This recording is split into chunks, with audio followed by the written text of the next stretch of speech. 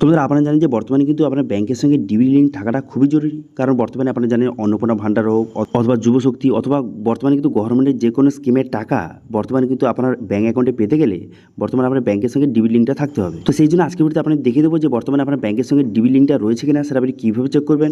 এবার যদি ডিবিটি লিঙ্কটা না থেকে থাকে সেক্ষেত্রে আপনি কীভাবে নতুন করে লিঙ্ক করবেন সেটা দেখিয়ে দেবো। অথবা যাদের কিন্তু একটি ব্যাংক লিঙ্ক রয়েছে আপনি চাইছেন সেটা চেঞ্জ করে অন্য কোনো ব্যাংক লিঙ্ক করতে ডিবিটির সঙ্গে, সেটা কীভাবে করবেন সেটাও কিন্তু এই ভিডিওতে আপনাদের স্টেপ বাই স্টেপ দেখিয়ে দেবো। এবং অনেকের কোশ্চেন যে বর্তমানে আমার লক্ষ্মী ভাণ্ডারে যেই ব্যাংকটা লিঙ্ক ছিল, ঠিক আছে, সেই ব্যাংকটা কি বর্তমানে ডিবিটির সঙ্গে লিঙ্ক করতে হবে অথবা অন্য কোনো ব্যাংক লিঙ্ক করলে কি সমস্যা হতে পারে।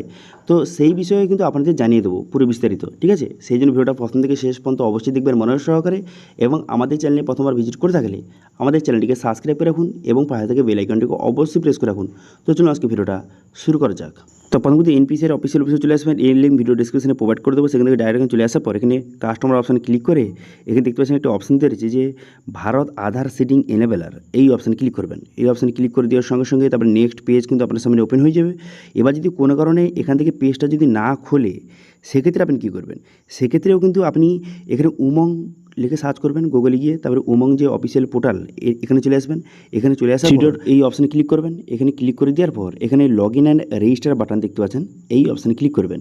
এই অপশানে ক্লিক করে দেওয়ার সঙ্গে সঙ্গে তারপরে কিন্তু আপনার মোবাইল নাম্বার এবং এখানে এমপিন বসিয়ে লগ ইন করবেন। এবার যদি আপনি নতুন হয়ে থাকেন সেক্ষেত্রে কী করবেন, এখানে রেজিস্টার নাও বলে একটা অপশান দিয়েছে, এই অপশানে ক্লিক করে প্রথম রেজিস্ট্রেশনটা করে নেবেন। আপনার মোবাইল নাম্বার এমপিন বসিয়ে জেনারেট করে আপনি রেজিস্ট্রেশনটা করে নেবেন, তারপর লগ ইন করবেন।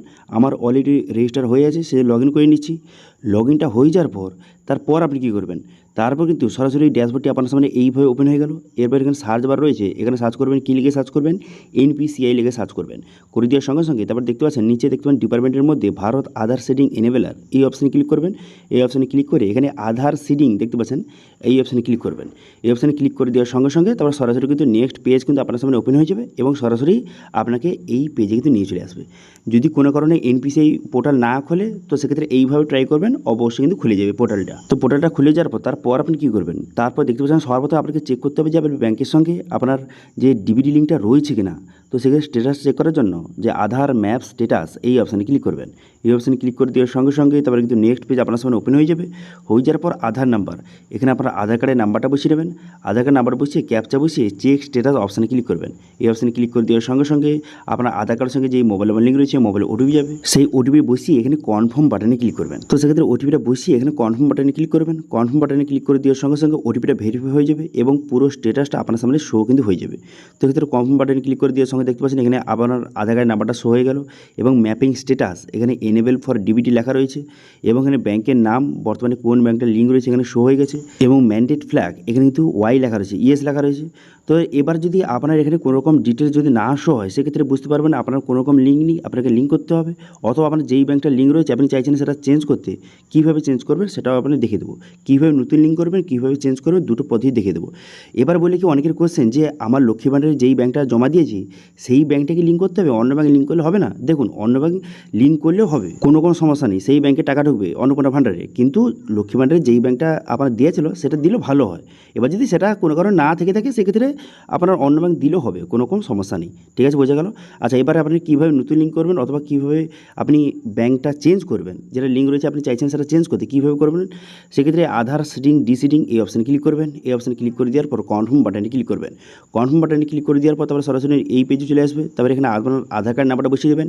বসিয়ে নেওয়ার পর এখানে দেখতে পাচ্ছেন যে রিকোয়েস্ট ফর আধার, এখান থেকে সিডিং সিলেক্ট করবেন, ঠিক আছে। সিডিং সিলেক্ট করে নেওয়ার পর তারপরে ব্যাংকটা সিলেক্ট করবেন যে কোন ব্যাংকটা বর্তমানে লিঙ্ক করতে চান, নতুন ব্যাংকটা লিঙ্ক করতে চান, সেই ব্যাংকটা এখানে সঠিকভাবে সিলেক্ট কিন্তু করে নেবেন, ঠিক আছে। তো এখানে বিভিন্ন ব্যাংকের অপশান রয়েছে, আপনি যেই ব্যাংকটা লিঙ্ক করতে চান সেটা সিলেক্ট করে নেবেন। আমি কিন্তু এইচডিএফসি ব্যাংক সিলেক্ট করে নিয়েছি। এবার আপনি যদি নতুন ফার্স্ট টাইম লিঙ্ক করছেন সেক্ষেত্রে ফ্রেশ সিডিং সিলেক্ট করবেন। ফ্রেশ সিডিং কারা সিলেক্ট করবেন, যারা কিন্তু প্রথমবার, যাদের কোনো রকম ব্যাংক লিঙ্ক নেই, ফার্স্ট টাইম প্রথমবার লিঙ্ক করছেন তারা ফ্রেশ সিডিং সিলেক্ট করবেন। ফ্রেশ সিডিং সিলেক্ট করে তারপর আপনি কী করবেন, সেই অ্যাকাউন্ট নাম্বারটা বসিয়ে দেবেন, বর্তমানে যেই নতুন ব্যাংকটা লিঙ্ক করছেন তার অ্যাকাউন্ট নাম্বার বসিয়ে দেবেন, সেই অ্যাকাউন্ট নাম্বার কনফার্ম করবেন। তারপরে এখানে ঠিক চিহ্ন মারবেন, ঠিক চিহ্ন মেরে দেওয়ার পর তারপর নিচে আসবেন, নিচে আসার পর ক্যাপচা বসিয়ে এখানে সাবমিট বাটনে ক্লিক করবেন। সাবমিট বাটনে ক্লিক করে দেওয়ার সঙ্গে সঙ্গে তারপরে কিন্তু আপনার আধার কার্ডের সঙ্গে যেই মোবাইল নাম্বার লিঙ্ক রয়েছে মোবাইলে ওটিপি যাবে। ওটিপিটা বসে সাবমিট করে দেওয়ার পর তারপর কিন্তু আপনার খুব সহজে লিঙ্কটা হয়ে যাবে, ঠিক আছে। এটা গেলো যারা নতুন। আচ্ছা এবার এই সেকেন্ড অপশানে কারা সিলেক্ট করবেন, যাদের কিন্তু একই ব্যাংকের দুটো অ্যাকাউন্ট রয়েছে, ধরুন আপনার এইচডিএফসি ব্যাংকের দুটো অ্যাকাউন্ট রয়েছে, তো এবার একটি ব্যাংক আপনার লিঙ্ক রয়েছে, একটি অ্যাকাউন্ট লিঙ্ক রয়েছে এইচডিএফসি ব্যাংকের। এবার আপনি চাইছেন সেটা চেঞ্জ করে এইচডিএফসি ব্যাংকের আরও যে অন্য অ্যাকাউন্ট রয়েছে সেটা লিঙ্ক করতে। তো সেক্ষেত্রে আপনারা কিন্তু এই সেকেন্ড অপশানটা সিলেক্ট করবেন। ঠিক আছে, বোঝা গেল কারা সেকেন্ড অপশান সিলেক্ট করবেন। আচ্ছা, এবার চলে আসি 3 নম্বর অপশান, কারা সিলেক্ট করবেন? যারা কিন্তু এক ব্যাংক থেকে অন্য ব্যাংকে ট্রান্সফার করতে চাইছেন। যেমন আমার ক্ষেত্রে আমার স্টেট ব্যাংক লিঙ্ক ছিল, আমি বর্তমানে এইচডিএফসি ব্যাংকটা লিঙ্ক করতে চাইছি, সেক্ষেত্রে আমি 3 নম্বর অপশানটা সিলেক্ট করে নিয়েছি। এবার আপনার ক্ষেত্রে যেটা হয় সেটা আপনি এখান থেকে সিলেক্ট কিন্তু করে নেবেন।